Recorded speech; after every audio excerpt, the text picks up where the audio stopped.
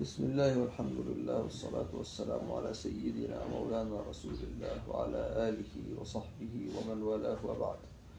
فيقول الإمام القسطلاني رضي الله تعالى عنه وأرضاه: الفصل الخامس فيما كان صلى الله عليه وسلم يقوله بعد انصرافه من الصلاة. نعم. قال: الفصل الخامس فيما كان صلى الله عليه وسلم يقوله بعد انصرافه من الصلاة وجلوسه بعدها وسرعة انتقاله بعدها. عن ثوبان: كان النبي صلى الله عليه وسلم إذا انصرف من صلاته استغفر ثلاثا وقال: اللهم أنت السلام ومنك السلام تباركت يا ذا الجلال والإكرام. رواه مسلم. ولم يمكث مستقبل القبلة إلا مقدار ما يقول ذلك. وقد ثبت أنه صلى الله عليه وسلم كان إذا صلى أقبل على أصحابه، فيحمل ما ورد من الدعاء بعد الصلاة على أنه كان يقوله بعد أن يقبل على أصحابه بوجهه الشريف. فقد كان صلى الله عليه وسلم يسرع الانفتال إلى المؤمنين، وكان ينفتل عن يمينه وعن شماله. وقال ابن مسعود: رأيت صلى الله عليه وسلم كثيرا ينصرف عن يساره. رواه الشيخان. وقال أنس: أكثر ما رأيته صلى الله عليه وسلم ينصرف عن يمينه. رواه مسلم. وقالت أم سلمة: كان إذا سلم مكث في مكانه يسيرا. قالت: فنرى والله أعلم لكي ينصرف النساء قبل أن يدركهن الرجال. رواه البخاري. وقالت عائشة: كان لم يقعد إلا بمقدار ما يقول: اللهم أنت السلام ومنك السلام تباركت يا ذا الجلال والإكرام. رواه مسلم. وهذا الحديث يتمسك به من قال إن الدعاء بعد الصلاة لا يشرع. والجواب إن المراد بالنفي المذكور نفي استمراره صلى الله عليه وسلم جالسا على هيئته قبل السلام إلا بمقدار أن يقول ما ذكر. وكان يقول: لا إله إلا الله وحده لا شريك له، له الملك وله الحمد وهو على كل شيء قدير.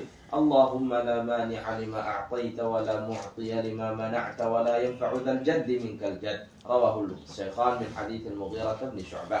وكان يقول بأعلى صوته: لا إله إلا الله وحده لا شريك له، له الملك وله الحمد وهو على كل شيء قدير. لا حول ولا قوة إلا بالله. لا إله إلا الله ولا نعبد إلا إياه. له النعمة وله الفضل وله الثناء الحسن الجميل. لا إله إلا الله مخلصين له الدين ولو كره الكافرون. رواه مسلم من حديث عبد الله بن الزبير. وعن سعد أنه كان يعلم بنيه هؤلاء الكلمات ويقول: إن رسول الله صلى الله عليه وسلم كان يتعوذ بهن دبر الصلوات. اللهم إني أعوذ بك من الجبن وأعوذ بك من البخل وأعوذ بك أن أرد إلى أرذل العمر وأعوذ بك من فتنة الدنيا وعذاب القبر. رواه البخاري. وعن زيد بن أرقم كان صلى الله عليه وسلم يقول دبر كل صلاة: اللهم ربنا ورب كل شيء أنا شهيد أنك الرب وحدك لا شريك لك. اللهم ربنا ورب كل شيء أنا شهيد أن محمدا عبدك ورسولك. اللهم ربنا ورب كل شيء أنا شهيد أن العباد كلهم إخوة. اللهم ربنا ورب كل شيء اجعلني مخلصا لك وأهلي في كل ساعة من الدنيا والآخرة. يا ذا الجلال والإكرام اسمع واستجب. الله أكبر الله أكبر. الله نور السماوات والأرض. الله أكبر. حسبي الله ونعم الوكيل. الله أكبر الله أكبر. رواه أبو داود وأحمد. ورأيت في كتاب الهدي لابن القيم: وأما الدعاء بعد السلام من الصلاة مستقبل القبلة سواء للمنفرد والإمام والمأموم فلم يكن ذلك من هدي النبي صلى الله عليه وسلم أصلا، ولا روي عنه بإسناد صحيح ولا حسن. وخصص بعضهم بصلاتي الفجر والعصر، ولم يفعله النبي صلى الله عليه وسلم ولا الخلفاء بعده، ولا أرشد إليه أمته، وإنما هو استحسان رآه من رآه عوضا عن السنة بعدهما. قال: وغاية الأدعية المتعلقة بالصلاة إنما فعلها فيها وأمر بها فيها. قال: وهذا هو الأليق بحال المصلي، فإنه مقبل على ربه مناجيه، فإذا سلم منها انقطعت المناجاة وانتهى موقفه وقربه، فكيف يترك سؤاله في حال مناجاته والقرب منه وهو مقبل عليه ثم يسأل إذا انصرف عنه؟ ثم قال لكن الأذكار الواردة بعد المكتوبة يستحب لمن أتى بها أن يصلي على النبي صلى الله عليه وسلم بعد أن يفرغ منها ويدعو بما شاء ويكون دعاؤه عقب هذه العبادة الثانية وهي الذكر الوارد بعد المكتوبة لا لكونه دبر المكتوبة. انتهى. وقد كان في خاطري من دعواه النفي مطلقا شيء لما سيأتي. ثم رأيت شيخ مشايخنا إمام الحفاظ أبا الفضل بن حجر تعقبه فقال: وما ادعاه من النفي مطلقا مردود، فقد ثبت عن معاذ بن جبل أن النبي صلى الله عليه وسلم قال له: يا معاذ والله إني لأحبك فلا تدع دبر كل صلاة أن تقول اللهم أعني على ذكرك وشكرك وحسن عبادتك. أخرجه أبو داود والنسائي. وحديث زيد بن أرقم سمعته صلى الله عليه وسلم يدعو في دبر الصلاة اللهم ربنا ورب كل شيء. أخرجه أبو داود والنسائي. وحديث صهيب رفعه كان يقول إذا انصرف من الصلاة اللهم أصلح لي ديني. أخرجه النسائي وصححه ابن حبان وغير ذلك. ثم قال: فإن قيل المراد بدبر الصلاة قرب آخرها وهو التشهد قلنا قد ورد الأمر بالذكر دبر الصلاة والمراد به السلام إجماعا فكذا هذا حتى يثبت ما يخالفه. وقد أخرج الترمذي من حديث أمامة قيل: يا رسول الله أي الدعاء أسمع؟ قال: جوف الليل الأخير ودبر الصلوات المكتوبات. وقال حسن. وأخرج الطبراني من رواية جعفر بن محمد الصادق قال: الدعاء بعد المكتوبة أفضل من الدعاء بعد النافلة كفضل المكتوبة على النافلة. قال: وفهم كثير من الحنابلة أن مراد ابن القيم نفي الدعاء بعد الصلاة مطلقا وليس كذلك، فإن حاصل كلامه أنه نفاه بقيد استمرار استقبال المصلي القبلة وإيراده عقب الصلاة. وأما إذا انفتل بوجهه أو قدم الأذكار المشروعة فلا يمتنع عنده الإتيان بالدعاء حينئذ. انتهى. وكان صلى الله عليه وسلم حين تقام الصلاة في المسجد إذا رآهم قليلا جلس وإذا رآهم جماعة صلى. رواه أبو داود. وقال أبو مسعود البدري كان صلى الله عليه وسلم يمسح مناكبنا في الصلاة ويقول: استووا ولا تختلفوا فتختلف قلوبكم ليلني منكم أولو الأحلام والنهى ثم الذين يلونهم. رواه مسلم. وقال ابن عباس قام رسول الله صلى الله عليه وسلم يصلي فقمت عن يساره فأخذ بيدي من وراء ظهره فعدلني كذلك من وراء ظهره إلى الشق الأيمن. رواه البخاري ومسلم. قال أنس: سقط صلى الله عليه وسلم عن فرس فجحش شقه الأيمن فدخلنا عليه نعوده فحضرت الصلاة فصلى بنا قاعدا فصلينا وراءه قعودا فلما قضى الصلاة قال: إنما جعل الإمام ليؤتم به فإذا ركع فاركعوا حتى قال: وإذا صلى قاعدا فصلوا قعودا أجمعون. زاد بعض الرواة: وإذا صلى قائما فصلوا قياما. رواه البخاري ومسلم. قال الحميدي: ومعاني سائر الروايات متقاربة. وزاد البخاري قوله: وإذا صلى جالسا فصلوا جلوسا هو في مرضه القديم، وقد صلى في مرضه الذي مات فيه جالسا والناس خلفه قياما لم يأمرهم بالقعود وإنما يؤخذ بالآخر فالآخر من أمره صلى الله عليه وسلم. انتهى. وقال الشافعي وأبو حنيفة وجمهور السلف: لا يجوز للقادر على القيام أن يصلي خلف القاعد إلا قائما، واحتجوا بأنه صلى الله عليه وسلم صلى في مرض موته بعد هذا قاعدا وأبو بكر والناس خلفه قياما. وإن كان بعض العلماء زعم أن أبا بكر رضي الله عنه كان هو الإمام والنبي صلى الله عليه وسلم مقتد به، لكن الصواب أن النبي صلى الله عليه وسلم كان هو الإمام. الباب الثاني في ذكر صلاته صلى الله عليه وسلم الجمعة. عن أنس بن مالك قال: أتى جبريل النبي صلى الله عليه وسلم بمرآة بيضاء فيها نكتة سوداء فقال النبي صلى الله عليه وسلم: ما هذا؟ فقال: هذه الجمعة فضلت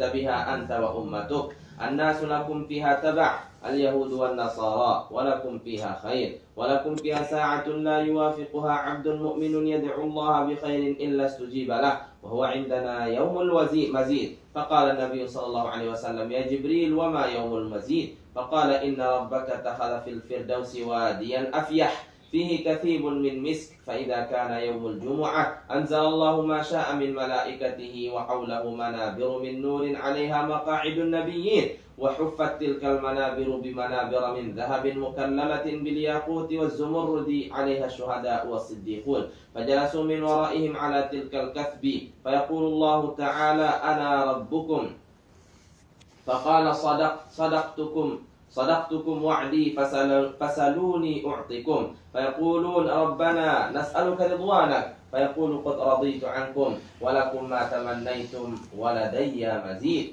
فهم يحبون يوم الجمعة لما يعطيهم ربهم فيه من الخير، وفيه استوى ربك على العرش، رواه الشافعي في مسنده. وروى مسلم من حديث أبي هريرة قال قال رسول الله صلى الله عليه وسلم خير يوم طلعت عليه الشمس يوم الجمعة، فيه خلق آدم وفيه أدخل الجنة وفيه أخرج منها، ولا تقوم الساعة إلا في يوم الجمعة. وروى البيهقي في الدعوات من حديث أنس كان صلى الله عليه وسلم إذا دخل رجب قال اللهم بارك لنا في رجب وشعبان وبلغنا رمضان، وكان يقول ليلة الجمعة ليل أغر ويوم الجمعة يوم أزهر، وليوم الجمعة اللهم بارك لنا في رجب وشعبان وبلغنا رمضان. شهر رجب شهر مبارك، وكان يعني من علماء الحديث من يحب أو من يدعو الله أن يموت في رجب، يعني منهم من كان يدعو الله بذلك أن يموت في شهر رجب لما فيه من فضل الخير. نعم. وليوم الجمعة من الخواص ما يبلغ 20، ذكرها ابن القيم في الهدي النبوي، لا أطيل بذكرها سيما وليس من غرضي، وهو أفضل أيام الأسبوع، كما أن يوم عرفة أفضل أيام العام، كذلك ليلة القدر وليلة الجمعة، ولهذا كان لوقفة الجمعة يوم عرفة مزية على سائر الأيام. وقال أبو أمامة بن النقاش يوم الجمعة أفضل أيام الأسبوع، ويوم النحر أفضل أيام العام. قال وغير هذا لا يسلم قائله من اعتراض يعجز عن دفعه. انتهى. وعن أبي هريرة عن النبي صلى الله عليه وسلم أنه قال نحن الآخرون السابقون يوم القيامة، بيد أنهم أوتوا الكتاب من قبلنا، ثم هذا يومهم الذي فرض الله عليهم فاختلفوا فيه، فهدانا الله له، فالناس لنا تبع، اليهود غدا والنصارى بعد غد، رواه البخاري. وفي رواية ابن عيينة عن أبي الزناد عند مسلم نحن الآخرون ونحن السابقون، أي الآخرون زمانا والأولون منزلة، والمراد باليوم يوم الجمعة. وقوله بيد بفتح الباء الموحدة وإسكان المثنات من تحت وفتح الدال المهملة أي غيرا. وإذا عرف هذا فقوله تعالى إنما جعل السبت على الذين اختلفوا فيه، أي على نبيهم موسى، حيث أمرهم بالجمعة فاختاروا السبت، فاختلافهم في السبت كان اختلافا على نبيهم في ذلك اليوم لأجله. فإن قيل هل في العقل وجه يدل على أن يوم الجمعة أفضل من يوم السبت والأحد؟ وذلك لأن أهل الملل اتفقوا على أنه تعالى خلق العالم في 6 أيام، وبدأ الخلق والتكوين في يوم الأحد، وتم يوم الجمعة، فكان الفراغ يوم السبت، فقالت اليهود نحن نوافق ربنا في ترك الأعمال، فعينوا السبت لهذا المعنى. وقالت النصارى مبدأ الخلق والتكوين يوم الأحد، فنجعل هذا عيدا لنا، فهذان اليومان معقولان، فما الوجه في جعل يوم الجمعة عيدا؟ فالجواب إن يوم الجمعة هو يوم الكمال والتمام، وحصول الكمال والتمام يوجب الفرح الكامل والسرور العظيم، فجعل يوم الجمعة يوم العيد، أو فجعل يوم الجمعة يوم العيد أولى من هذا الوجه، والله أعلم. قال ابن بطال وليس المراد في الحديث أنه فرض عليهم يوم الجمعة بعينه فتركوه، لأنه لا يجوز لأحد أن يترك ما فرض الله تعالى عليه وهو مؤمن، وإنما يدل والله أعلم أنه فرض عليهم يوم الجمعة ووكل إلى اختيارهم ليقوموا فيه بشريعتهم، فاختلفوا فيه ولم يهتدوا ليوم الجمعة.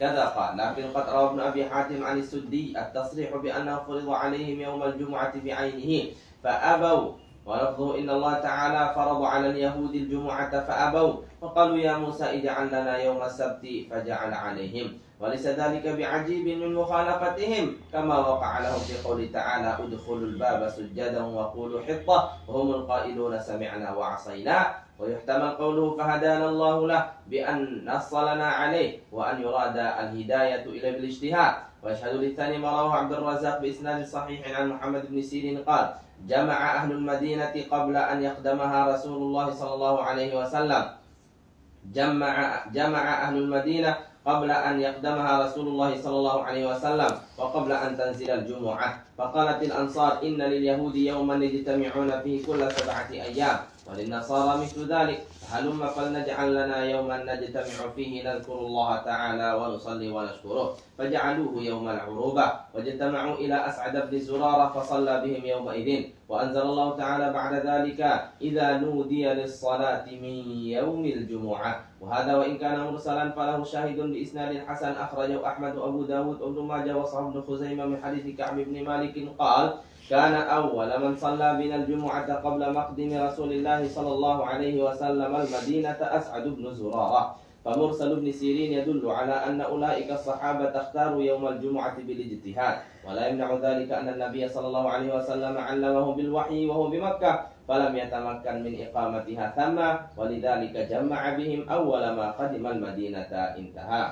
وقال ابن إسحاق: لما قدم صلى الله عليه وسلم المدينة أقام بقباء في بني عمرو بن عوف يوم الاثنين ويوم الثلاثاء ويوم الأربعاء ويوم الخميس، وأسس مسجدهم، ثم خرج يوم الجمعة فأدركتهم الجمعة في بني سالم فصلاها في المسجد الذي في بطن الوادي، فكانت أول جمعة صلاها بالمدينة، وذلك قبل تأسيس مسجده. وكان صلى الله عليه وسلم يصلي الجمعة حين تميل الشمس، رواه البخاري من حديث أنس. وفي رواية: إذا اشتد البرد بكر بالصلاة، وإذا اشتد الحر أبرد بالصلاة يعني الجمعة. وفي رواية سهل بن سعد عند البخاري ومسلم: كنا نصلي معه صلى الله عليه وسلم الجمعة ونقيل بعد الجمعة. ثم اعلم أن الخطبة شرط في انعقاد الجمعة لا تصح إلا بها. وقال سعيد بن جبير: هي بمنزلة الركعتين من صلاة الظهر، فإذا تركها وصلى الجمعة فقد ترك ركعتين من صلاة الظهر. ولم يكن يؤذن في زمانه صلى الله عليه وسلم على المنار وبين يديه، وإنما كان بلال يؤذن وحده بين يديه صلى الله عليه وسلم إذا جلس على المنبر، كما صرح به أئمة الحنفية والمالكية والشافعية وغيرهم. وعبارة البرهان المرغيناني من الحنفية في هدايته: وإذا صعد الإمام المنبر جلس وأذن المؤذن بين يدي المنبر، وبذلك جرى التوارث، ولم يكن على عهد رسول الله صلى الله عليه وسلم إلا هذا الأذان. وعبارة ابن الحاجب من المالكية: ويحرم السعي عند أذان جلوس الخطبة، وهو المعهود. فلما كان عثمان وكثروا أمر بأذان قبله على الزوراء، ثم نقله هشام إلى المسجد وجعل الآخر بين يديه. انتهى. ونحوه قال ابن عبد الحق في تهذيب الطالب. وأما قول ابن أبي زيد في رسالته: وهذا الأذان الثاني أحدثه بنو أمية، فقال شارحه الفاكهاني وغيره يعني الأذان الثاني في الإحداث وهو الأول في الفعل. قال: وكان بعض شيوخنا يقول الأول هو الثاني والثاني والأول، ومنشأه ما تقدم. انتهى. وعبارة الزركشي كغيره من الشافعية: ويجلس الإمام على المستراح يستريح من تعب الصعود، ثم يؤذن المؤذن بعد جلوسه، فإن التأذين كان حين يجلس رسول الله صلى الله عليه وسلم ولم يكن قبله أذان، فلما كان زمن عثمان وكثر الناس أمرهم بالتأذين ثانيا، ثم يديم الجلوس إلى فراغ المؤذن. انتهى. وعن السائب بن يزيد قال: كان النداء يوم الجمعة أوله إذا جلس الإمام على المنبر على عهد رسول الله صلى الله عليه وسلم وأبي بكر وعمر، فلما كان عثمان وكثر الناس زاد النداء الثالث على الزوراء، رواه البخاري. وقال: الزوراء موضع بالسوق بالمدينة. وفي رواية له أيضا أن التأذين الثاني يوم الجمعة أمر به عثمان حين كثر أهل المسجد، وهو يفسر ما فسر به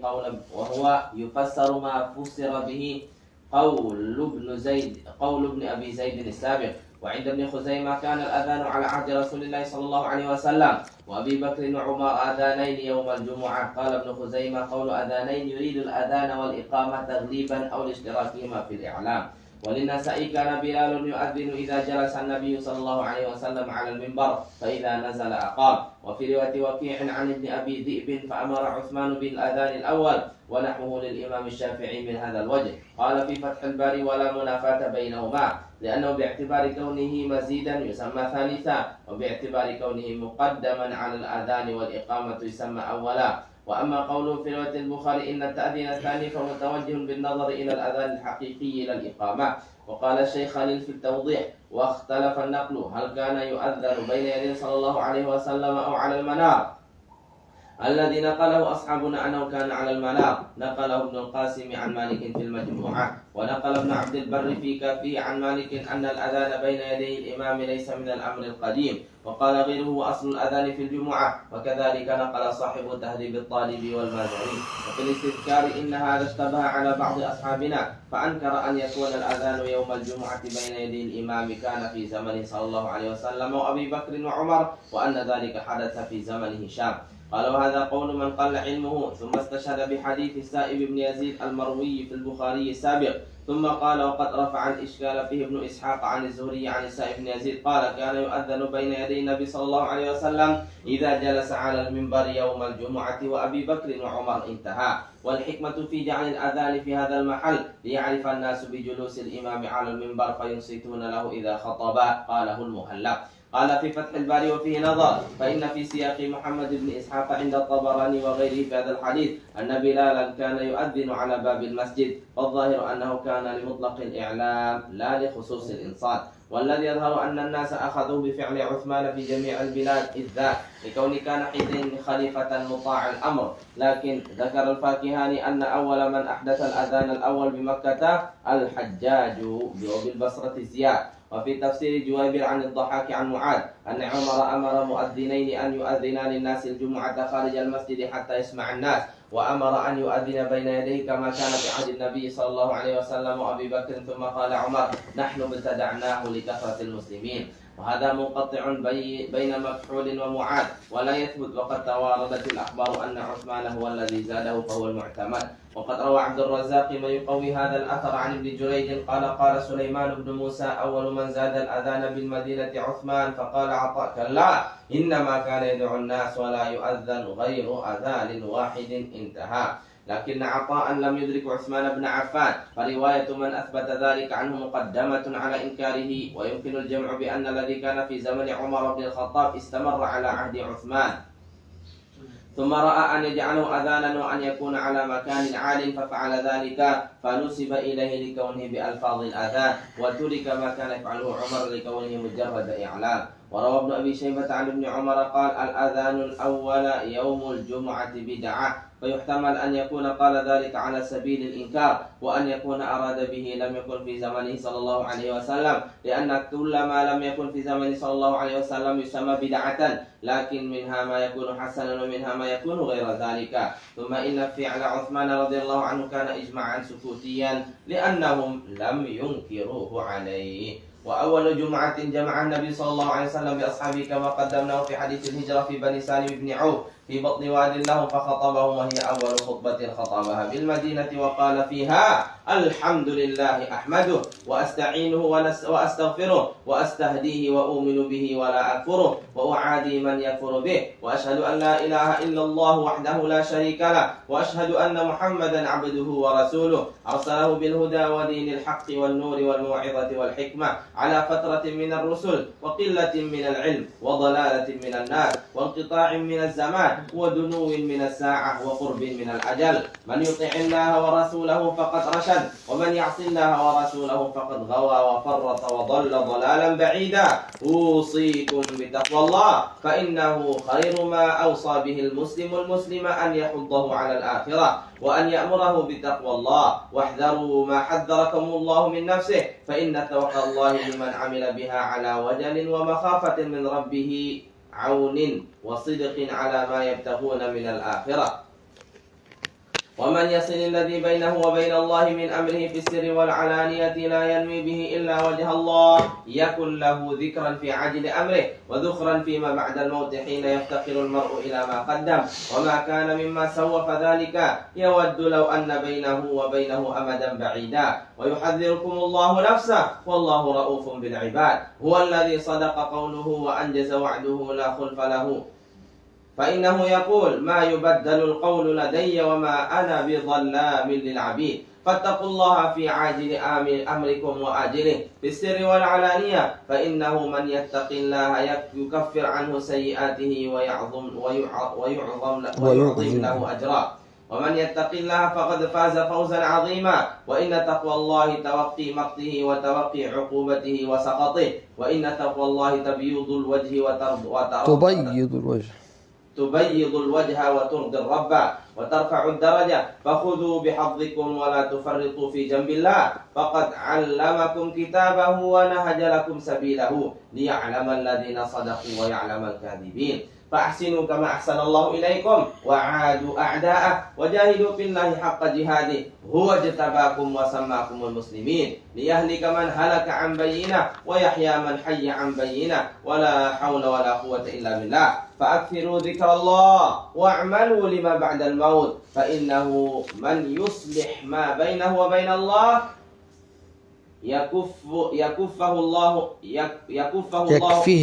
يكفيه الله ما بينه وبين الناس ذلك بأن الله يقضي على الناس ولا يقضون عليه ويملك من الناس ولا يملكون منه الله أكبر ولا حول ولا قوة إلا بالله العلي العظيم ذكر هذه الخطبة القرطبي في تفسيره وغيره وقد كان صلى الله عليه وسلم يخطب متوكئا على قوس أو عصا وفي سنن ابن ماجه أن صلى الله عليه وسلم كان إذا خطب في الحرب خطب على قوس وإذا خطب في الجمعة خطب على عصا وعند أبي داود بإسناد حسن أن صلى الله عليه وسلم قام متوكئا على قوس أو عصا قالوا الحكمة في التوكل على نحو السيف الإشارة إلى أن هذا الدين قام بالسلاح ولهذا قبضه باليسرى كعادة مريد الجهاد ونازع في العلامة ابن القيم في الهدي النبوي وقال إن الدين لم يقم إلا بالقرآن والوحي كذا قال هو الله أعلم وكان صلى الله عليه وسلم إذا صعد المنبر سلم رواه ابن ماجه وكان صلى الله عليه وسلم يخطب قائما ثم يجلس ثم يقوم فيخطب قائما رواه مسلم من رواية جابر بن سمرة وفي رواية له كانت له صلى الله عليه وسلم خطبتان يجلس بينهما يقرأ القرآن ويذكر الناس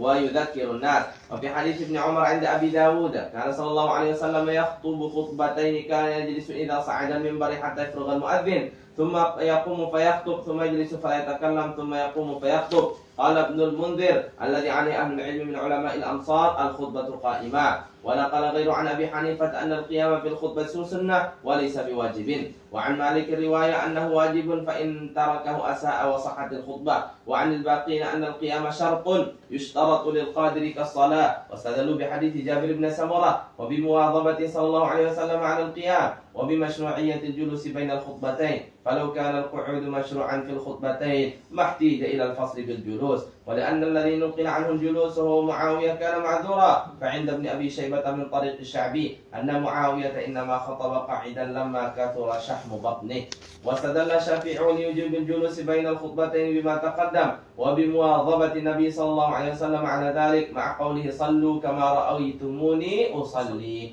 وكان صلى الله عليه وسلم يقول بعد الثناء أما بعد كما قاله البخاري وكان صلى الله عليه وسلم إذا خطب احمرت عيناه وعلى صوته واشتد غضبه حتى كأنه منذر جيش يقول صبحكم ومساكم ويقول بعثت وأنا والساعة كهاتين ويقرن بين أصبعيه السبابة والوسطى ويقول أما بعد فإن خير الحديث كتاب الله وخير الهدي هدي محمد صلى الله عليه وسلم وشر الأمور محدثاتها وكل بدعة ضلالة ثم يقول أنا أولى بكل مؤمن من نفسه من ترك مالا فلأهله ومن ترك دينا أو ضياعا فإلي وعلي رواه مسلم والنسائي من حديث جابر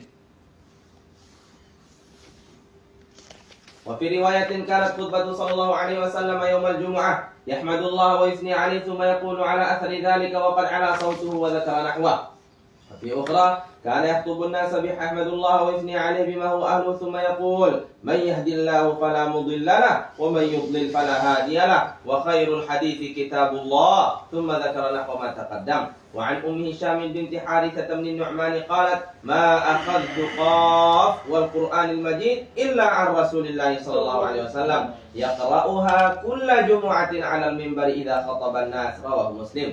وعن الحكم بن حزن الكلفي قال قدمت إلى النبي صلى الله عليه وسلم 7 أو 9 فلبثنا عنده أياما شهدنا فيها الجمعة فقام رسول الله صلى الله عليه وسلم متوكئا على قوس أو قال عصا فحمد الله وأثنى عليه كلمات خفيفات طيبات مباركات ثم قال يا أيها الناس إنكم لن تفعلوا أو لن تطيقوا كل ما أمرتكم به ولكن سددوا وأبشروا. رواه أحمد ومسلم. وعن يعلى بن أمية قال سمعت رسول الله صلى الله عليه وسلم يقرأ على المنبر ونادوا يا مالك ليقضي علينا ربك. رواه البخاري ومسلم.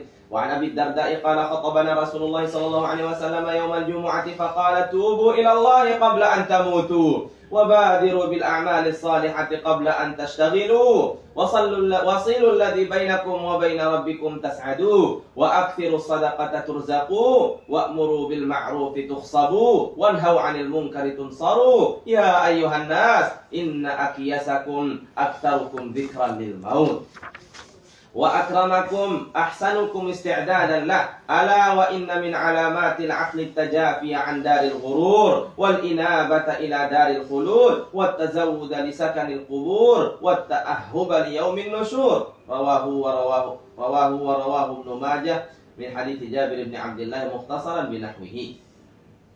وفي مراسيل أبي داود عن الزهري قال كان صدر خطبة النبي صلى الله عليه وسلم الحمد لله نحمده ونستعينه ونستغفره ونعوذ بالله من شرور أنفسنا من يهدي الله فلا مضل له ومن يضلل فلا هادي له وأشهد أن لا إله إلا الله وأن محمدا عبده ورسوله أرسله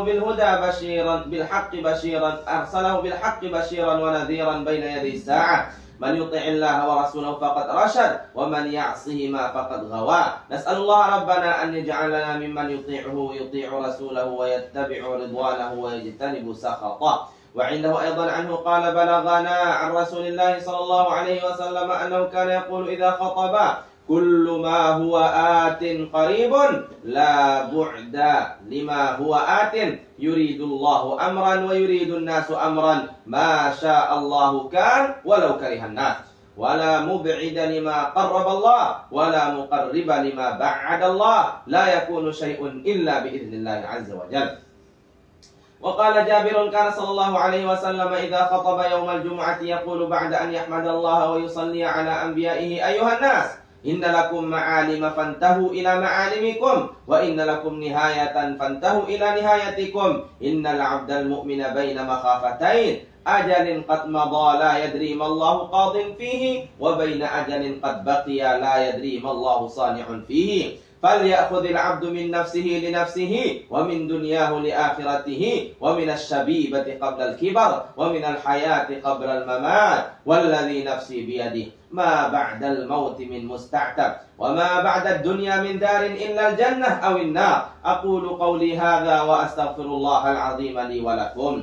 وعن عمرو أن النبي صلى الله عليه وسلم خطب يوما فقال ألا إن الدنيا عرض حاضر يأكل منها البر والفاجر ألا وإن الآخرة أجل صادق يقضي فيها ملك قادر ألا وإن الخير كله بحذافيره في الجنة ألا وإن الشر كله بحذافيره في النار ألا فاعلموا وأنتم من الله على حذر واعلموا أنكم معروضون على أعمالكم فمن يعمل مثقال ذرة خيرا يره ومن يعمل مثقال ذرة شرا يره. رواه الشافعي وعند أبي نعيم في الحلية نحوه.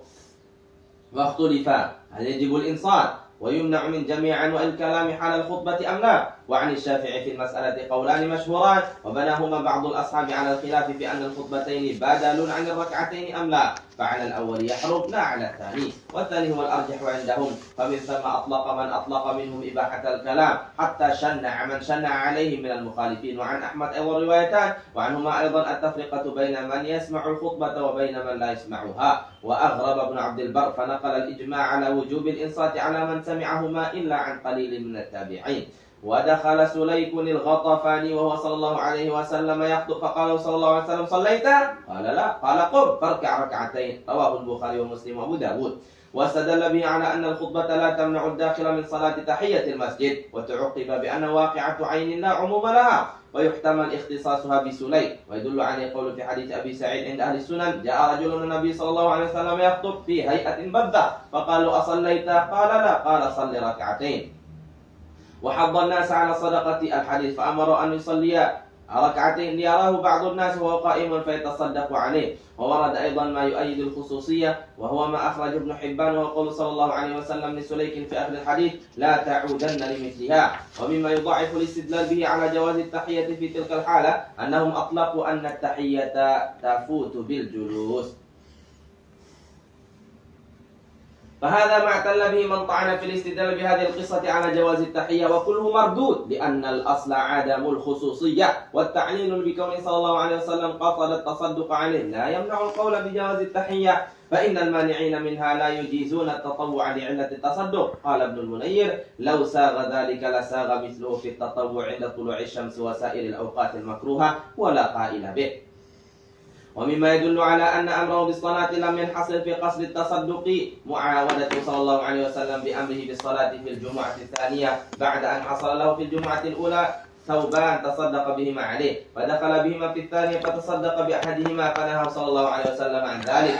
أخرجه النسائي بن خزيمة من حديث أبي سعيد أيضا ولأحمد بن حبان أنه كرر أمره بالصلاة 3 مرات في 3 جمع، فدل على أن قصد التصدق عليه جزء علة لا علة كاملة.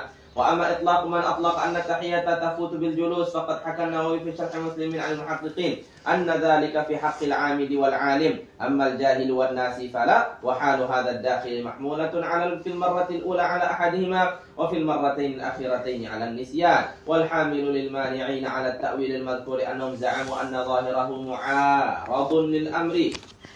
معارض للأمر بالإنصات والاستماع للخطبة. وقد أجاب الحافظ ابن حجر عن ذلك وغيره من أدلة المانعين بما يطول ذكره، ثم قال: وهذه الأجوبة التي قدمناها تندفع من أصلها بعموم قول صلى الله عليه وسلم في حديث أبي قتادة: إذا دخل أحدكم المسجد فلا يجلس حتى يصلي ركعتين، متفق عليه.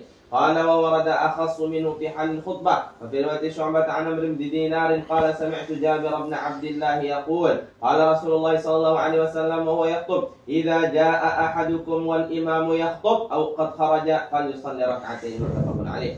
ولمسلم طريق أبي سفيان عن جابر أنه قال ذلك في قصة سليك ولفظه بعد قوله: فاركعهما وتجوز. ثم قال: إذا جاء أحدكم يوم الجمعة والإمام يخطب فليركع ركعتين وليتجوز فيهما. قال النووي: هذا نص لا يتطرق إليه التأويل، ولا أظن عالما يبلغ هذا اللفظ ويعتقد صحيحا فيخالفه. وقال العارف أبو محمد بن أبي جمرة: هذا الذي أخرجه مسلم نص في الباب لا يحتمل التأويل، انتهى. وقد قال قوم: إنما أمره صلى الله عليه وسلم بسنة الجمعة التي قبلها، ومستندهم قول صلى الله عليه وسلم في قصة سليك عند ابن ماجه: أصليت ركعتين قبل أن تجيء، لأن ظاهره قبل أن تجيء من البيت. ولهذا قال الأوزاعي: إن كان صلى في البيت قبل أن يجيء فلا يصلي إذا دخل المسجد. وتعقب بأن المانع من صلاة التحية لا يجيز التنفل حال الخطبة مطلقا، ويحتمل أن يكون معنى قوله قبل أن تجيء أي إلى الموضع الذي أنت فيه الآن. وفائد الاستفهام احتمال أن يكون صلاهما في مؤخر المسجد ثم تقدم ليقرب من سماع الخطبة. ويؤيد أن في رواية مسلم: أصليت الركعتين بالألف واللام وهي للعهد ولا عهد هناك أقرب من تحية المسجد. وأما سنة الجمعة التي قبلها فيأتي الكلام فيها إن شاء الله تعالى. وكانت صلاته صلى الله عليه وسلم الجمعة قصدا وخطبته قصدا، رواه مسلم. والترمذي من رواية جابر بن سمرة زاد في رواية أبي داود: يقرأ بآيات من القرآن ويذكر الناس. وله في أخرى: كان لا يطيل الموعظة يوم الجمعة، إنما هي كلمات يسيرات. وعن عمرو بن حريث أنه صلى الله عليه وسلم خطب وعليه عمامة سوداء قد أرخى طرفها بين كتفيه، رواه مسلم. قال ابن القيم في الهدي: وكان صلى الله عليه وسلم إذا اجتمع الناس خرج إليهم وحده من غير شاويش يصيح بين يديه، ولا لبس طيلسان ولا طرحة ولا سواد، فإذا دخل المسجد سلم عليهم، فإذا صعد المنبر استقبل الناس بوجهه وسلم عليهم ثم يجلس. ويأخذ بلال في الأذان، فإذا فرغ منه قام صلى الله عليه وسلم فخطب من غير فصل بين الأذان والخطبة، لا بإيراد خبر ولا غيره، ولم يكن يأخذ بيده سيفا ولا غيره، وإنما كان يعتمد على قوس أو عصا قبل أن يتخذ المنبر، وكان يأمر الناس بالدنو منه ويأمرهم بالإنصات. انتهى. وينظر في قوله ولم يكن يأخذ بيده سيفا ولا غيره، وإنما كان يعتمد على قوس أو عصا قبل أن يتخذ المنبر، وكان صلى الله عليه وسلم يقرأ بسورة الجمعة في الركعة الأولى إذا جاءك المنافقون في الثانية. رواه مسلم والترمذي وأبو داود. والحكمة في قراءته صلى الله عليه وسلم بسورة الجمعة اشتمالها على وجوب الجمعة وغير ذلك مما فيه من القواعد، والحث على التوكل والذكر وغير ذلك، وقراءة سورة المنافقين لتوبيخ حاضرها منهم وتنبيههم على التوبة وغير ذلك مما فيه من القواعد، لأنهم ما كانوا يجتمعون في مجلس أكثر من اجتماعهم فيها. وفي حديث النعمان بن بشير عند مسلم وكان يقرأ في العيدين وفي الجمعة بسبح اسم ربك الأعلى وهل أتاك حديث الغاشية. وقد اختلف في العدد الذي تنعقد بهم الجمعة، وللعلماء فيه 15 قولا، أحدها تصح من الواحد نقله ابن حزم، الثاني 2 كالجماعة وهو قول النخعي وأهل الظاهر، الثالث 2 مع الإمام عند أبي يوسف ومحمد والليث، الرابع 3 معه عند أبي حنيفة وسفيان الثوري، الخامس 7 عند إكرمة، والسادس 9 عند ربيعة، والسابع 12 عند ربيعة أيضا في رواية، الثامن مثله غير الإمام عند إسحاق، التاسع 20 في رواية ابن حبيب عن مالك، العاشر 30 كذلك، 11 40 بالإمام عند إمامنا الشافعي، واشترط كونهم أحرارا بالغين عقلاء مقيمين لا يضعنون صيفا ولا شتاء إلا لحاجة، وأن يكونوا حاضرين من أول الخطبة إلى أن تقام الجمعة. وحجة الشافعي ما رواه الدارقطني وابن ماجه والبيهقي في الدلائل عن عبد الرحمن بن كعب بن مالك قال: كنت قائد أبي حين ذهب بصره، فإذا خرجت بي إلى الجمعة فسمع الأذان صلى على أبي أمامة واستغفر له، قال: فمكث كذلك حينا لا يسمع الأذان في الجمعة إلا فعل ذلك، فقلت له: يا أبت استغفارك لأبي أمامة كلما سمعت أذان الجمعة ما هو؟ قال: يا بني هو أول من جمع بالمدينة. قلت له: كم كنتم يومئذ؟ قال: 40 رجلا. وقال جابر بن عبد الله: مضت السنة أن في كل 3 إماما، وفي كل 40 فما فوق ذلك جمعة. خرجه الدارقطني. وروى البيهقي عن ابن مسعود أن صلى الله عليه وسلم جمع بالمدينة وكانوا 40 رجلا. وقال شيخ الإسلام زكريا الأنصاري نفع الله بوجوده قال في المجموع: قال أصحابنا: وجه الدلالة أن الأمة أجمعوا على اشتراط العدد، والأصل الظهر، فلا تصح الجمعة إلا بعدد ثبت فيه توقيت، وقد ثبت جوازها ب40، وثبت صلوا كما رأيتموني أصلي، ولم يثبت صلاته لها بأقل من ذلك، فلا يجوز بأقل منه. قال: وأما خبر انفضادهم فلم يبق إلا 12، فليس فيه أن ابتداءها كان ب12، بل يحتمل عودهم أو عود غيرهم مع سماعهم أركان الخطبة. وفي مسلم: انفضوا في الخطبة، وفي رواية البخاري: انفضوا في الصلاة، وهي محمولة على الخطبة جمعا بين الأخبار. انتهى. 12 40 غير الإمام عند الشافعي أيضا، وبه قال عمر بن عبد العزيز وطائفة. 13 50 عند أحمد في رواية، وحكيت عن عمر بن عبد العزيز وطائفة. 14 80 حكاه الرازي. 15 جمع كثر بغير حصر. ولعل هذا الأخير أرجحها من حيث الدليل، قاله في فتح الباري. الباب الثالث في ذكر تهجده صلوات الله وسلامه عليه. قال الله تعالى له صلى الله عليه وسلم: ومن الليل فتهجد به نافلة لك، أي بالقرآن، والمراد منه الصلاة المشتملة على القرآن، والهجود في اللغة النوم. وعن أبي عبيدة: الهاجد النائم، والهاجد المصلي بالليل. وعن الأزهر: الهاجد النائم. وقال المازري: التهجد الصلاة بعد الرقاد، ثم صلاة أخرى بعد رقدة، ثم صلاة أخرى بعد رقدة. قال: وهكذا كانت صلاة رسول الله صلى الله عليه وسلم.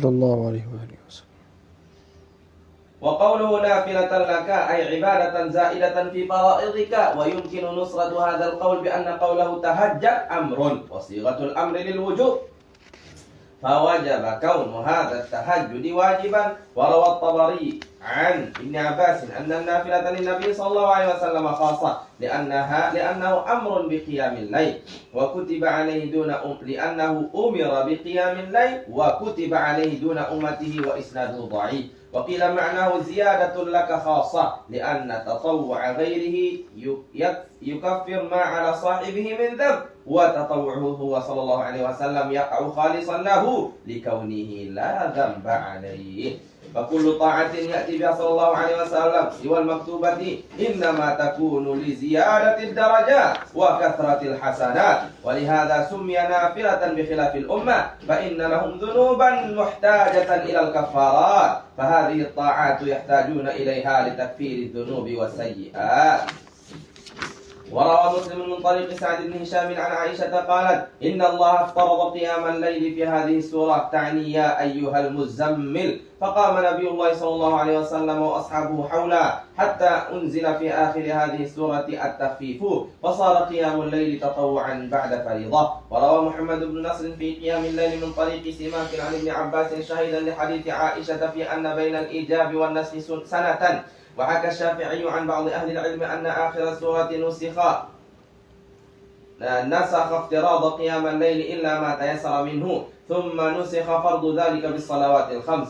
وروى محمد بن نصر من حديث جابر أن نسخ قيام الليل وقع لما توجهوا مع أبي عبيدة في جيش الخبط وكان ذلك بعد الهجرة، لكن في إسناد علي بن زيد بن جدعان هو ضعيف، فوجوب قيام الليل قد نسخ في حقنا. وهل نسخ في حق صلى الله عليه وسلم؟ أكثر الأصحاب لا والصحيح نعم، ونقله الشيخ أبو حامد عن النص. وقالت عائشة رضي الله عنها قال صلى الله عليه وسلم حتى تورمت قدماه، وفي رواية حتى تفطرت قدماه، فقلت لما تصنع هذا يا رسول الله وقد غفر الله لك ما تقدم من ذنبك وما تأخر؟ قال أفلا أكون عبدا شكورا؟ قالت فلما بدن وكثر شعره صلى الله عليه وسلم صلى جالسا، فإذا أراد أن يركع قام فقرأ ثم ركع. رواه البخاري ومسلم.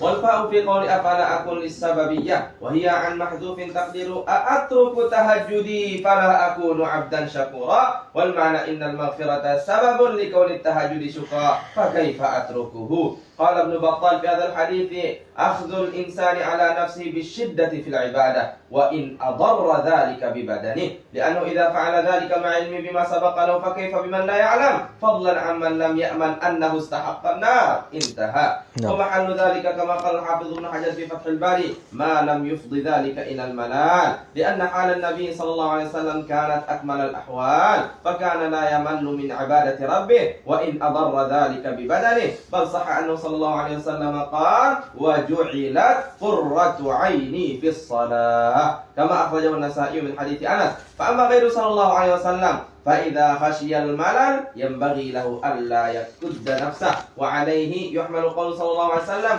خذوا من الأعمال ما تطيقون فإن الله لا يمل حتى تملوا. انتهى. لكن ربما دست النفس أو الشيطان على المجتهد في العبادة بمثل ما ذكر، خصوصا إذا كبر فيقول قد ضعفت وكبرت فأبق على نفسك لئلا ينقطع عملك بالكلية، وهذا وإن كان ظاهره جميلا لكن فيه دسائسا، فإنه إن أطاعه فقد يكون استدراجا يؤول به إلى ترك العمل شيئا فشيئا إلى أن ينقطع بالكلية.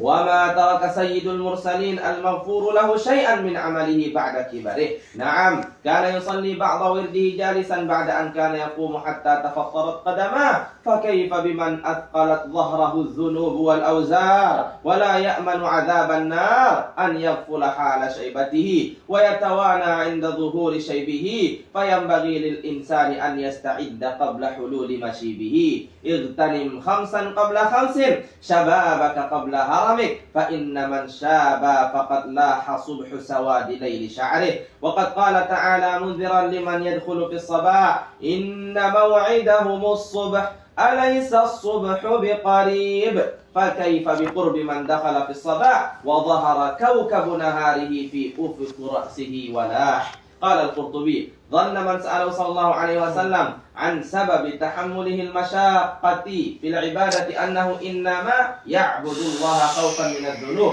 وطلبا للمغفرة والرحمة، فمن تحقق أنه غفر له لا يحتاج إلى ذلك، فأفادهم أن هناك طريقا آخر للعبادة وهو الشكر على المغفرة وإيصال النعمة لمن لا يستحق عليه فيها شيئا، فيتعين كثرة الشكر على ذلك، والشكر الاعتراف بالنعمة والقيام بالخدمة، فمن كثر ذلك منه سمي شكورا. ومن ثم قال الله تعالى وقليل من عبادي الشكور. وفيما كان النبي صلى الله عليه وسلم عليه من الاجتهاد في العبادة والخشية من ربه عز وجل، قال العلماء إنما ألزم الأنبياء أنفسهم بشدة الخوف لعلمهم بعظيم نعمة الله عليهم، وأنه ابتدأهم بها قبل استحقاقها، فبذلوا مجهودهم في عبادته ليؤدوا بعض شكره، مع أن حقوق الله أعظم من أن يقوم به العباد، والله أعلم. انتهى. ذكر سياق صلاته صلى الله عليه وسلم بالليل. عن شريح بن هانئ قالت عائشة رضي الله عنها: ما صلى رسول الله صلى الله عليه وسلم العشاء قط فدخل بيتي إلا صلى 4 ركعات أو 6 ركعات، رواه أبو داود. أن يقوم إذا سمع الصارخ، رواه البخاري ومسلم من حديث عائشة، وهو يصرخ في النصف الثاني. وقال كان صلى الله عليه وسلم ينام أول الليل ويقوم آخره فيصلي ثم يرجع إلى فراشه، فإذا أذن المؤذن وثب، فإن كانت به حاجة اغتسل وإلا توضأ وخرج، رواه الشيخان. وقالت أيضا كان صلى الله عليه وسلم ربما اغتسل في أول الليل وربما اغتسل في آخره، وربما أوتر في أول الليل وربما أوتر في آخره، وربما جهر بالقراءة وربما خافتا. وقالت أم سلمة كان يصلي بنا ثم ينام قدر ما صلى، ثم يصلي قدر ما نام، ثم ينام قدر ما صلى حتى يصبح، رواه أبو داود والترمذي والنسائي. وفي رواية للنسائي كان يصلي العتمة ثم يسبح ثم يصلي بعدها ما شاء من الليل ثم ينصرف فيرقد مثل ما صلى ثم يستيقظ من نومه سوف يصلي مثل ما نام، وصلاته تلك الآخرة تكون إلى الصبح. وعن أنس قال ما كنا نشاء أن نرى رسول الله صلى الله عليه وسلم من الليل مصليا إلا رأيناه، ولا نشاء أن نراه نائما إلا رأيناه، رواه النسائي. وكان إذا استيقظ من الليل قال لا إله إلا أنت سبحانك اللهم وبحمدك أستغفرك لذنبي وأسألك رحمتك، اللهم زدني علما ولا تزغ قلبي إذ هديتني وهب لي من لدنك رحمة إنك أنت الوهاب، رواه أبو داود من حديث عائشة. وعنها كان صلى الله عليه وسلم إذا هب من الليل كبر الله 10 وحمد الله 10 وقال سبحان الله وبحمده 10 وقال سبحان الملك القدوس 10 واستغفر الله 10 وهلل 10 ثم قال اللهم إني أعوذ بك من ضيق الدنيا وضيق يوم القيامة 10 ثم يفتتح الصلاة، رواه أبو داود. وقد روى حديث قيامه بالليل ووتر عائشة بن عباس. قال ابن القيم وإذا اختلف ابن عباس وعائشة في شيء من أمر قيام صلى الله عليه وسلم بالليل فالقول قول عائشة لكونها أعلم الخلق بقيامه بالليل. انتهى.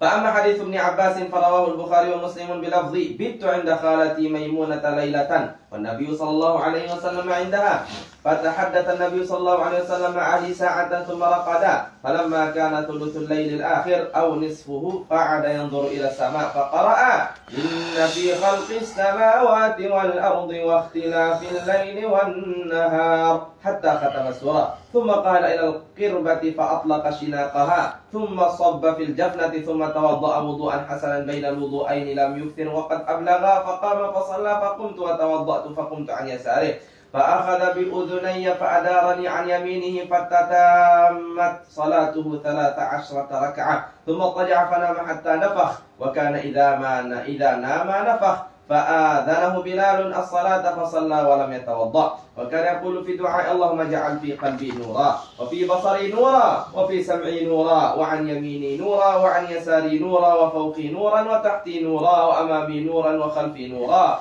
واجعل لي نورا. وزاد بعضهم وفي لساني نورا، وذكر عصبي ولحمي ودمي وشعري وبشري. وفي رواية فصلى ركعتين خفيفتين قلت قرأ فيها بأم الكتاب في كل ركعة ثم سلم، ثم صلى 11 ركعة بالوتر ثم نام فأتاه بلال فقال الصلاة يا رسول الله، فقام فركع ركعتين ثم صلى للناس، وفي رواية فقام فصلى 13 ركعة منها ركعتا الفجر حذرت قيامه في كل ركعة بقدر يا أيها المزمل. وفي رواية فصلى ركعتين حتى صلى 8 ركعات ثم أوتر ب5 لم يجلس فيهن. وفي رواية النسائي أنه صلى 11 ركعة بالوتر ثم نام حتى استثقل فرأيته ينفخ فأتاه بلال الحديث.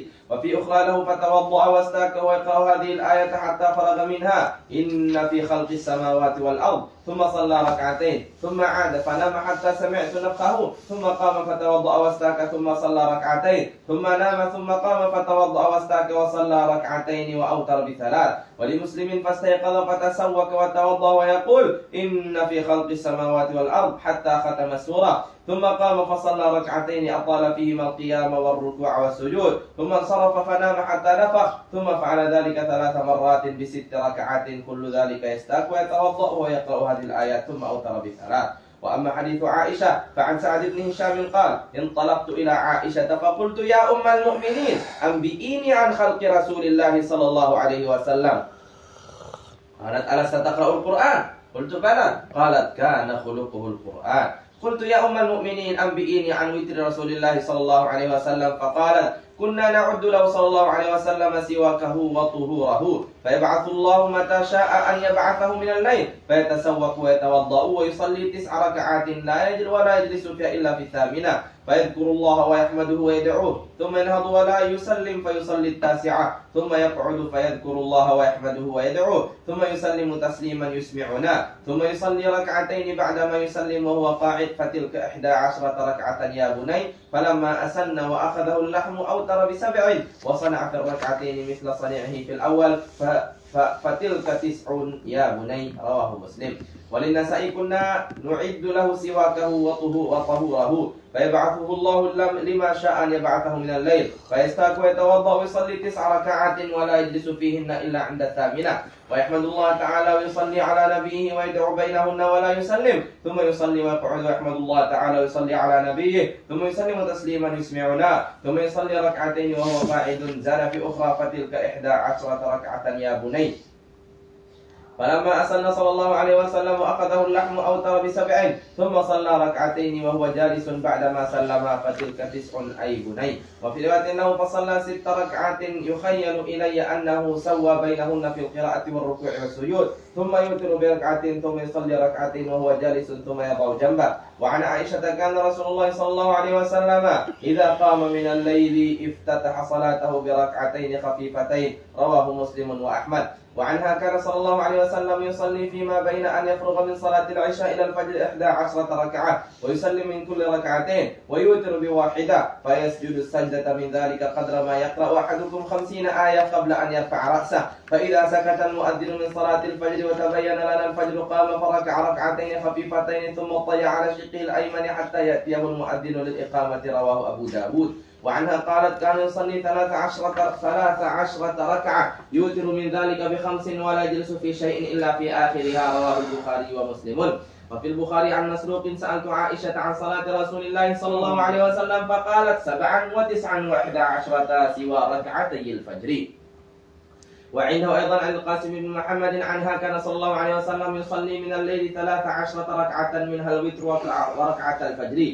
قال القرطبي أشكلت رواية عائشة على كثير من أهل العلم حتى نسب بعضهم حديثها إلى الاضطراب وهذا إنما يتم لو كان الراوي عنها واحدا وأخبرت عن وقت واحد. والصواب أن كل شيء ذكرته من ذلك محمول على أوقات متعددة وأحوال مختلفة بحسب النشاط وبيان الجواز انتهى. فأما ما أجابت به مسروقا فمرادها أن ذلك وقع منه في أوقات مختلفة فتارة كان يصلي 7 وتارة 9 وتارة 11. وأما حديث القاسم عنها فمحمول على أن ذلك كان غالب أحواله. قيل والحكمة في عدم الزيادة على 11 أن التهجد والوتر مختص بصلاة الليل وفرائض النهار الظهر وهي 4 والعصر وهي 4 والمغرب وهي 3 وتر النهار فناسب أن تكون صلاة الليل كصلاة النهار في العدد جملة وتفصيلا. وأما مناسبة 13 فبضم صلاة الصبح لكونها نهارية إلى ما بعدها انتهى. وعن زيد بن خالد الجهني أنه قال لا أرمقن صلاة رسول الله صلى الله عليه وسلم الليلة قال فصلى ركعتين خفيفتين ثم ركعتين طويلتين ثم صلى ركعتين وهما دون اللتين قبلهما ثم صلى ركعتين وهما دون اللتين قبلهما ثم صلى ركعتين وهما دون اللتين قبلهما ثم صلى ركعتين وهما دون اللتين قبلهما ثم أوتر فذلك 13 ركعة رواه مسلم. وقال ثم صلى ركعتين وهما دون اللتين قبلهما 4 مرات هكذا في صحيح مسلم وموطأ مالك وسنن أبي داود وجامع الأصول لابن الأثير. فقد كان قيامه صلى الله عليه وسلم بالليل أنواعا أحدها 6 ركعات يسلم من كل ركعتين ثم يوتر ب3 كما في حديث ابن عباس عند مسلم.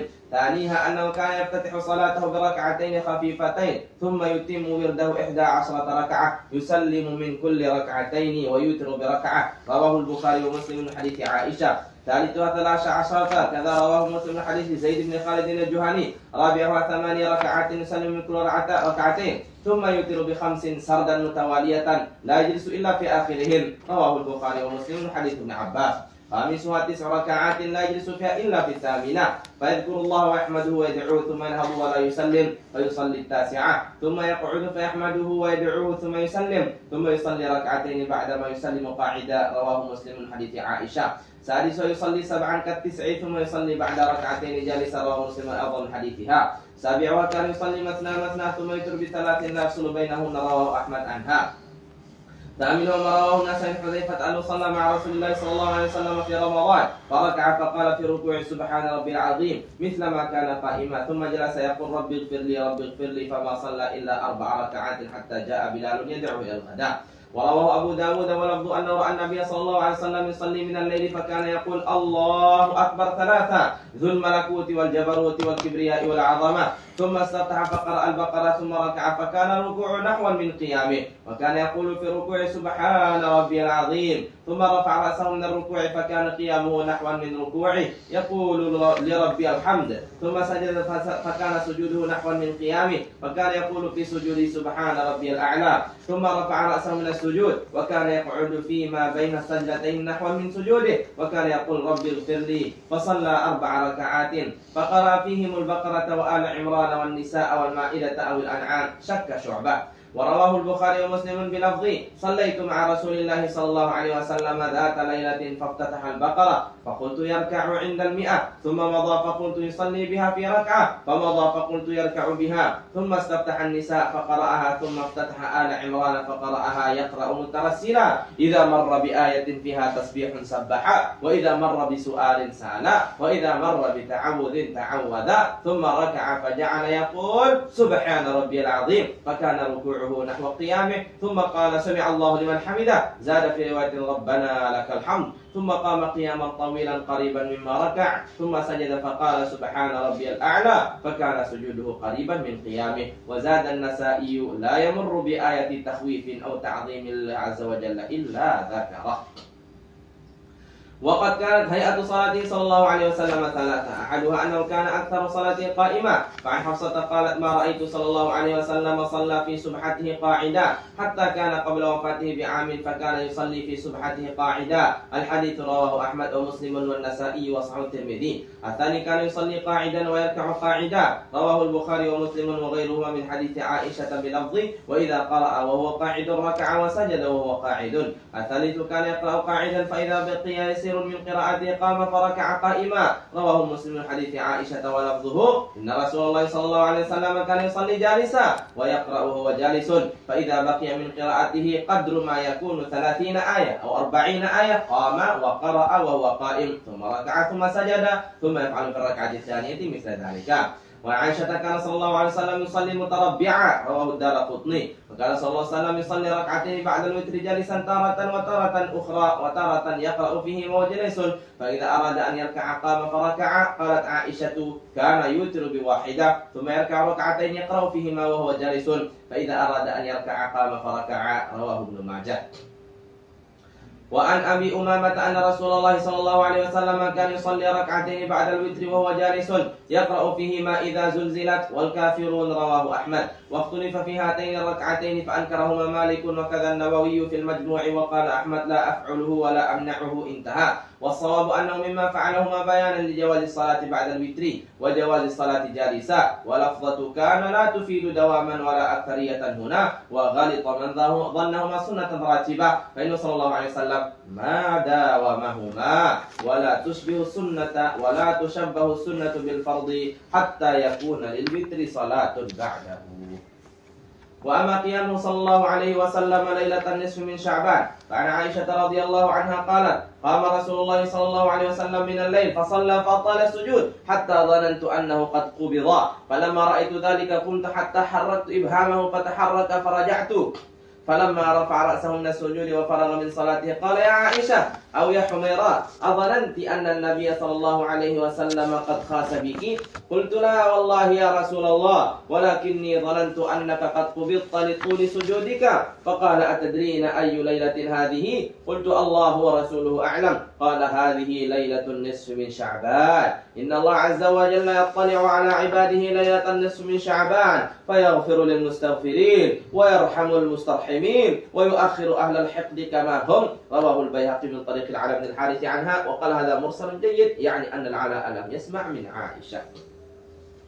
وقد ورد في فضل ليلة النصف من شعبان أحاديث كثيرة، لكن ضعفها الأكثرون، وصح ابن حبان بعضها وخرجه في صحيحه. ومن أمثالها كما نبه على الحافظ ابن رجب حديث عائشة قالت فقدت النبي صلى الله عليه وسلم فخرجت فإذا هو بالبقيع رافع رأسه إلى السماء فقال أكنت تخافين أن يحيف الله عليك ورسوله؟ فقلت يا رسول الله قد ظننت أنك أتيت بعض نسائك.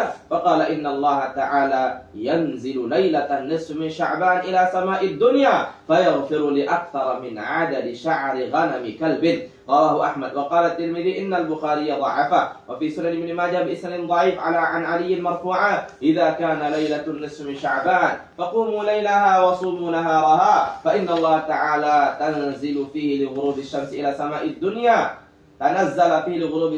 سماء الدنيا فيقول ألا مستغفر فأغفر له، ألا مسترزق فأرزقه، ألا مبتلا فأعافيه، ألا كذا حتى يطلع الفجر. وقد كان التابعون من الشعب كخالد بن معدان ومكحول يجتهدون ليلة النصف من شعبان في العبادة، وعنهم أخذ الناس تعظيمها، ويقال إنه بلغهم في ذلك آثار إسرائيلية، فلما اشتهر ذلك عنهم اختلف الناس، ومنهم من قبله منهم، وقد أنكر ذلك أكثر العلماء من أهل الحجاز، منهم عطاء بن أبي مليكة، ونقله عبد الرحمن بن زيد بن أسلم عن فقهاء أهل المدينة، وهو قول أصحاب مالك وغيرهم، وقالوا ذلك كله بدعة. واختلف علماء أهل الشام في صفة إحيائها على قولين، أحدهما إنه يستحب إحياؤها جماعة في المسجد، وكان خالد بن معدان ولقمان بن عامر يلبسون في أحسن ثيابهم ويتبخرون ويكتحلون ويقومون في المسجد ليلتهم تلك، ووافقهم إسحاق بن راهويه على ذلك، وقال في قيامها في المساجد جماعة ليس ذلك ببدعة، نقله عنه حرب الكرماني في مسائله. الثاني أنه يكره الاجتماع لها في المساجد للصلاة والقصص والدعاء، ولا يكره أن يصلي الرجل فيها لخاصة نفسه، وهذا قول الأوزاعي إمام أهل الشام وفقههم وعالمهم. ولا يعرف للإمام أحمد كلام في ليلة النصف من شعبان، ويتخرج في استحباب قيامها عنه روايتان من الروايتين عنه في قيام ليلة العيد، فإنه في رواية لم يستحب قيامها جماعة، لأنه لم ينقل عن النبي صلى الله عليه وسلم ولا عن أصحابه فعلها، واستحب في رواية لفعل عبد الرحمن بن زيد بن الأسود لذلك، وهو من التابعين. وكذلك قيام ليلة النصف من شعبان لم يثبت بها شيء عن النبي صلى الله عليه وسلم ولا عن أصحابه، إنما ثبت عن جماعة من التابعين من أعيان فقهاء أهل الشام، انتهى ملخصا من اللطائف. وأما قوله تعالى في سورة الدخان إنا أنزلناه في ليلة مباركة، فالمراد بها إنزال تعالى القرآن في ليلة القدر، كما قال تعالى إنا أنزلناه في ليلة القدر، وكان ذلك في شهر رمضان، وكما قال تعالى شهر رمضان الذي أنزل فيه القرآن. قال الحافظ ابن كثير ومن قال إنها ليلة النصف من شعبان كما روي عن كريمة فقد أبعد النجعة، فإن نص القرآن أنها في رمضان. وأما الحديث الذي رواه عبد الله بن صالح عن الليث عن عقيل عن الزهري أخبرني عثمان بن محمد بن المغيرة أن الأخنس قال قال رسول الله صلى الله عليه وسلم تقطع الآجال من شعبان إلى شعبان حتى إن الرجل لا ينكح ويولد وقد أخرج اسمه في الموتى. فهو حديث مرسل ومثله لا تعارض به النصوص. انتهى. وأما قيامه صلى الله عليه وسلم في شهر رمضان وهو الذي يسمى بالتراويح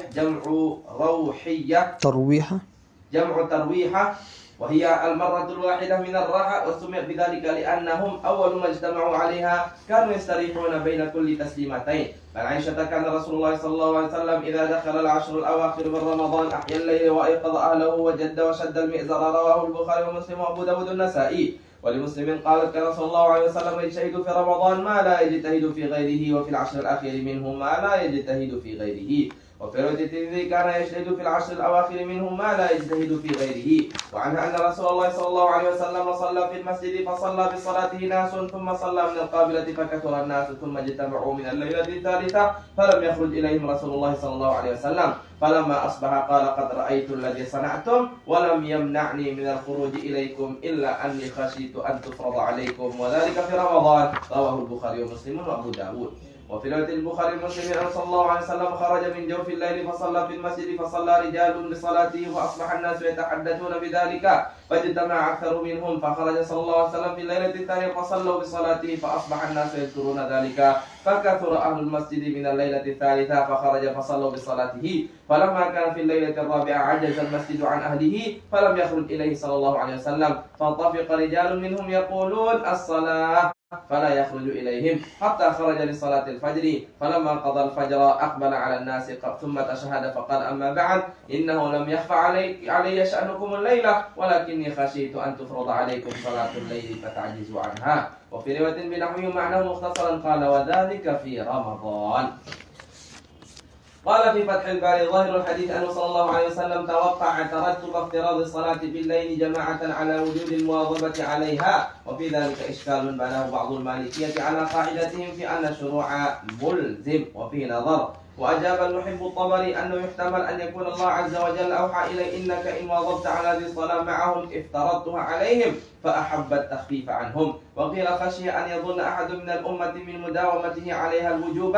قال القرطبي أن يظنه فرضا فيجب على من ظن ذلك كما إذا ظن المجتهد حل شيء أو تحريمه فإنه يجب عليه العمل به. وقد استشكل الخطابي أصل هذه الخشية مع ما ثبت في حديث الإسراء من أن الله تعالى قال هن 5 وهن 50 لا يبدل القول لدي فإذا أمن التبديل كيف يقع الخوف من الزيادة وهذا يدفع في صدور الأجوبة المتقدمة. وقد أجاب عنه الخطابي بأن صلاة الليل كانت واجبة عليه صلى الله عليه وسلم وأفعال الشرعية يجب على الأمة الاقتداء به فيها يعني عند المواظبة فترك الخروج إليهم لئلا يدخل ذلك في الواجب من طريق الأمر بالاقتداء به ولا من طريق إنشاء فرض جديد زائد على الخمس.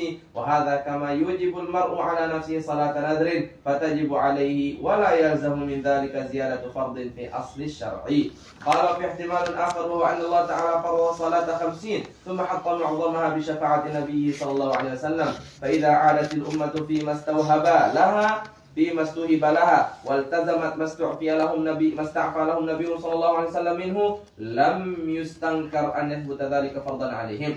قال الحافظ ابن حجر وقد تلقى هذين الجوابين عن الخطاب جماعة كابن الجوزي وهم مبنون على أن قيام الليل كان واجبا على النبي صلى الله عليه وسلم وعلى وجوب الاقتداء بأفعاله وفي كل من الأمرين نزاع. ثم أجاب عنه ب3 أجوبة أحدها أنه يحتمل أن يكون المخوف افتراض قيام الليل بمعنى جعل التهجد في المسجد جماعة شرطا في صحة التنفل بالليل.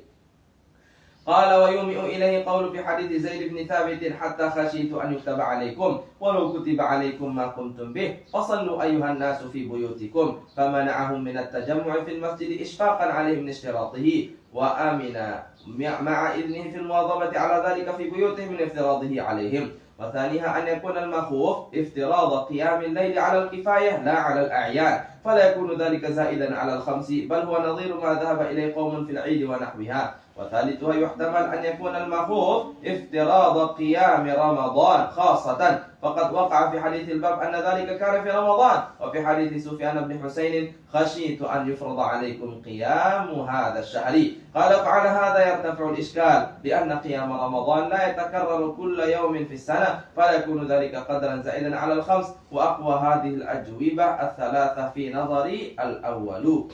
وعن النعمان بن بشير قال قمنا مع رسول الله صلى الله عليه وسلم في شهر رمضان ليلة 23 إلى ثلث الليل الأول، ثم قمنا معه ليلة 25 إلى نصف الليل، ثم قمنا معه ليلة 27 حتى ظننا أن لا ندرك الفلاح، وكانوا يسمونه السحور. رواه النسائي. واختلف العلماء هل الأفضل في صلاة التراويح أن تصلى جماعة في المسجد أو في البيوت فرادا؟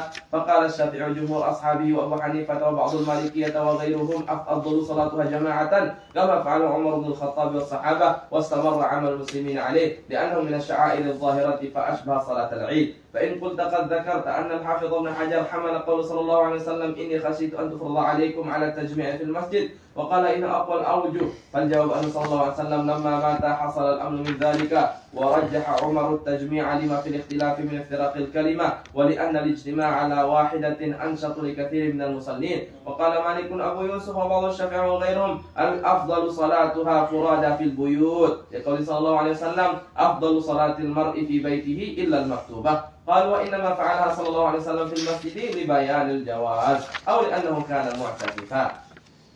وأما عدد الركعات التي كان صلى الله عليه وسلم يصلي في رمضان، فعن أبي سلمة أنه سأل عائشة كيف كانت صلاة رسول الله صلى الله عليه وسلم في رمضان، قالت ما كان يزيد في رمضان ولا في غيره على 11 ركعة، يصلي 4 فلا تسأل عن حسنهن وطولهن، ثم يصلي 4 فلا تسأل عن حسنهن وطولهن، ثم يصلي 3. قالت عائشة فقلت يا رسول الله أتنام قبل أن توتر؟ قال عائشة إن عيني تنام ولا ينام قلبي. رواه البخاري ومسلم. وأما ما رواه ابن أبي شيبة من حديث ابن عباس كان صلى الله عليه وسلم يصلي في رمضان 20 ركعة والوتر فإسناده ضعيف، وقد عارضه حديث عائشة هذا، وهي أعلم بحال النبي صلى الله عليه وسلم ليلا من غيرها.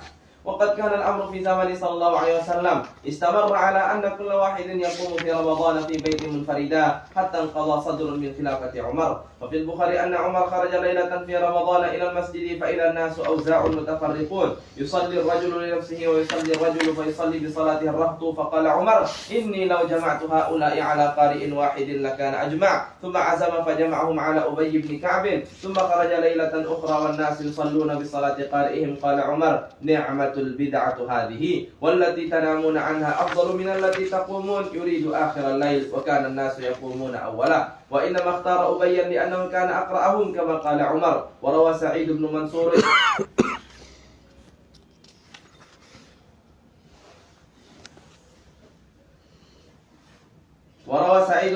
من طريق عروة أن عمر جمع الناس على أبي بن كعب فكان يصلي بالرجال، وكان تميم الداري يصلي بالنساء. وفي الموطأ أمر عمر أبي بن كعب وتميم الداري أن يقوما للناس في رمضان. وروى البيهقي بإسناد صحيح أن الناس كانوا يقومون على عهد عمر بن الخطاب في شهر رمضان ب20 ركعة. قال الحليمي والسر في كونها 20 ركعة أن الرواتب في غير رمضان 10 ركعات، فضوعفت لأنه وقت جد وتشمير. وفي الموطأ ب23، وجمع البيهقي بينهما لأنهم كانوا يوترون ب3. وفي الموطأ عن محمد بن يوسف عن سعيد بن يزيد أنها 11 وعند عبد العزيز 21. والجمع بين هذه الروايات ممكن باختلاف الأحوال، ويحتمل أن ذلك الاختلاف بحسب تطويل القراءة وتخفيفها، فحيث يطيل القراءة يقل الركعات بالعكس. وقرأ محمد بن نصر من طريق داود بن قيس قال أدركت الناس في إمارة أبان بن عثمان وعمر بن عبد العزيز يعني بالمدينة يقومون ب36 ركعة ويوترون ب3. وقال مالك هو الأمر القديم عندنا. وعن الزعفراني عن الشافعي رأيت الناس يقومون بالمدينة ب39 وبمكة ب23 وليس في شيء من ذلك ضيق. وعنه قال إن أطالوا القيام وأقلوا السجود فحسن، وإن أكثروا السجود وأخفوا القراءة فحسن، والأول أحب إلي. انتهى. وهل يجوز لغير أهل المدينة صلاتها 36؟ قال النووي قال الشافعي لا يجوز ذلك لغيرهم، لأن لأهلها شرفا بهجرته صلى الله عليه وسلم ومدفنه. ويخالف قول الحليم ومن اقتدى بأهل المدينة فقام ب36 فحسن أيضا. وينبغي أن أن يسلم من كل ركعتين، فلو صلى 4 بتسليمة واحدة لم يصح وفاقا للقاضي حسين في فتاويه. ولو صلى سنة الظهر أو العصر 4 بتسليمة واحدة جاز، والفرق أن التراويح بمشروعية الجماعة أشبهت الفرائض، قاله النووي في فتاويه وصرح به في الروضة. وقد كان صلى الله عليه وسلم يطيل قراءة في رمضان بالليل أكثر من غيره، وقد صلى مع حذيفة ليلة في رمضان قال فقرأ بالبقرة ثم بالنساء ثم آل عمران حتى لا يمر بآية تخويف إلا وقف وسأل، قال فما صلى الركعتين حتى جاءه بلال فآذنه بالصلاة. أخرجه أحمد وأخرجه النسائي، وعنده أيضا أنه ما صلى إلا 4 ركعات، وكان للشافعي في رمضان 60 ختمة يقرأها في غير الصلاة. أحسن الله إليكم، جزاكم الله تعالى عنا خير الجزاء، ونفعنا بما قرأنا وبما سمعنا، وصلى الله وسلم وبارك على سيدنا محمد وعلى آله وصحبه أجمعين، والحمد لله رب العالمين.